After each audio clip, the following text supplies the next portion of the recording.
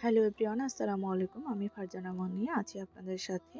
তো আমি আমার মেয়েদেরকে আরবি ম্যাডামের কাছে পড়ানো শেষে ওরা কোরআন শরীফ নিয়েছে, মাশাআল্লাহ, আলহামদুলিল্লাহ।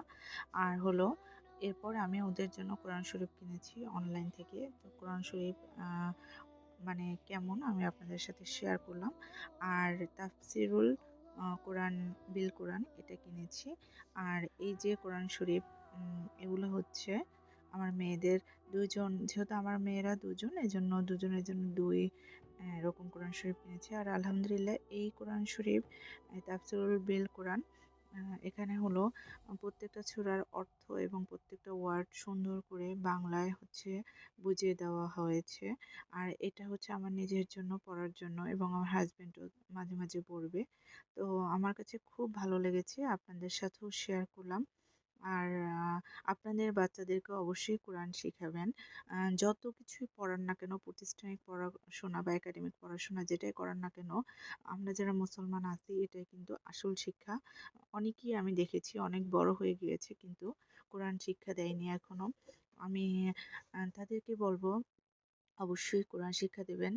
আর কোরআন শিক্ষা এটা আপনার একেবারে বাবা-মায়ের জন্য একদম নৈতিক একটা দায়িত্ব। কোরআন আপনার ছেলেমেয়েকে আপনি কিভাবে শিখাবেন, কোনটা শিখাবেন, আপনার ছেলেমেয়ে কিন্তু সেটাই শিখবে। তো এই যে কোরআনের অক্ষরগুলো অনেক স্পষ্ট এবং পৃষ্ঠাগুলো অনেক সুন্দর ছিল। এই কোরআন শরীফ আমি আমার মেয়েদের জন্য অর্ডার করেছি, মানে হুজুর ম্যাডামের কাছে পড়ার জন্য। আর এ পাশেরটা আপনাদের ভাইয়া আমার জন্য অর্ডার করেছে। এরপর আরও একটি কোরআন আম আমি আপনাদের সাথে শেয়ার করছি।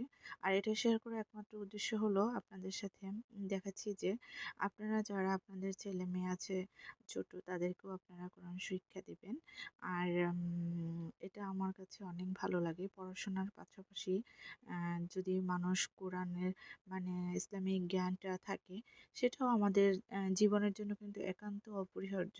আর এই জ্ঞানটাই যদি আমাদের মাঝে না থাকে, কিন্তু আমরা বড় বড় ডিগ্রি নিয়েছি, তাহলে সেই ডিগ্রির কি যে আমরা মুসলমান হয়ে, আমি এক জায়গায় দেখেছি একজন লোক ব্যাংকে চাকরি করে, ইসলামী ব্যাংকে, কিন্তু সে কোরআন শরীফ পড়তে পারে না, সেজন্য তার চাকরিটা হয়নি।